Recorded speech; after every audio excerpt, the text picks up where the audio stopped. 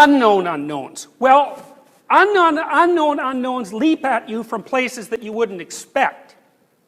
Because otherwise you would have planned for the damn things. So they're the things that are always like poking their beak up at you when you least expect it. They're just like, say, serpents in the Garden of Eden. That might be one way of thinking about it. You can't keep the damn snakes out of the garden. And that's because you can't make a bounded area and keep the complexity out of it. The complexity always sneaks back in. Try protecting your children from the internet, for example. You can't make a bounded circumstance and get rid of all the complexity. It always comes sneaking back in.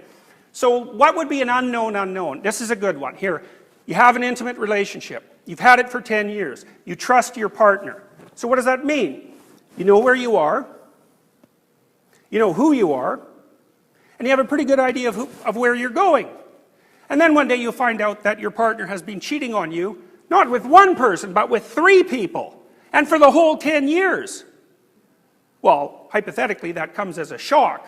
Although you may have ignored many intimations that such might be the case. Irrelevant. Let's say it comes as a shock. Well, what happens to you? Well, you don't know where you are. You don't know where you've been. That's interesting, eh? Because you think you know where you've been because you've already been there, but all of a sudden something can happen so that you are so flipped over that you don't even know where you were. So that means in some sense the past is dependent on the present. A very peculiar thing. You also have no idea where you're going. In terms of not knowing where you are, that's deep, eh? Because you might think, well, I thought I was in a marriage. That turns out to be wrong. I thought I knew who my wife or husband was. That turns out to be wrong. I concluded on the basis that I knew my wife, that I knew something about women. That turned out to be wrong. I thought I was in a relationship with someone I could trust. That is wrong. I don't know enough about trust. I'm obviously too gullible. And so what that does is throw virtually everything that's ever happened to me in severe doubt, right? That's the emergence of chaos. And that's this. Sometimes you're going from point A to point B, and something you don't expect manifests itself in the middle of your plan, but it's not such a catastrophe because you can just work around it.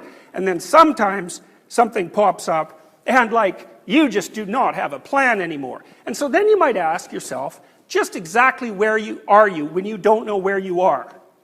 And I would say, that's a place. And it's actually a place that's well documented in classic religious and mythological stories. That's chaos. The Taoists, for example, they believe that the world is made out of chaos and order. Well, order, that's where you are when what you do gets you what you want. Chaos.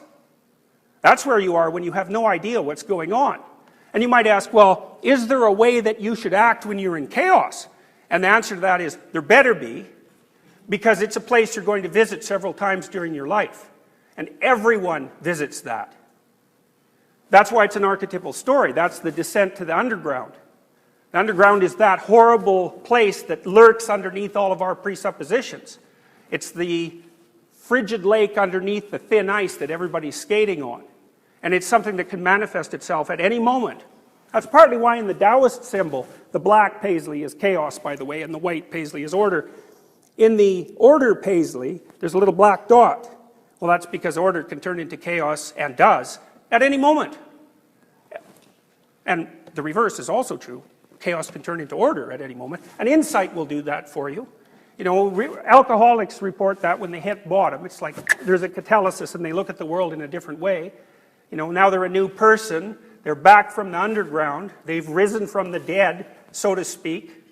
You know, and it's partly because what looks like your right hemisphere is pretty good at inferring patterns in novel and chaotic places. It's kind of keeping track of things that happen to you that are anomalous. And it makes alternative maps of the world that are there for you to rely on, at least to some degree, if that ever becomes necessary.